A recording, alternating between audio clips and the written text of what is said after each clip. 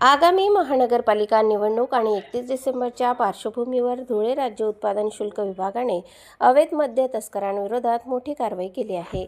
मुंबई-आग्रा महामार्गावरील देवभाणी शिवारात बनावट दारूचा कारखाना चालवला जात असल्याचा धक्कादायक प्रकार उघडकीस आला। ॲग्रो टेक्स्चर फार्मर प्रोड्युसर कंपनीच्या नावाखाली हा अवैध व्यवसाय सुरू असल्याची माहिती मिळाल्यानंतर एक्साईज पथकाने छापा टाकला।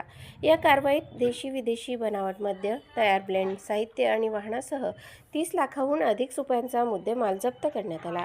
प्रफुल्ल दिनकर भोई या आरोपीला अटक करण्यात आली असून त्याच्यावर महाराष्ट्र दारूबंदी कायद्यानुसार गुन्हा दाखल करण्यात आला आहे। अधीक्षक स्वाती काकडे यांच्या मार्गदर्शनाखाली झालेल्या या कारवाईमुळे निवडणुकीच्या काळातील मद्यवाटपाच्या नियोजनावर मोठा आघात झाला आहे।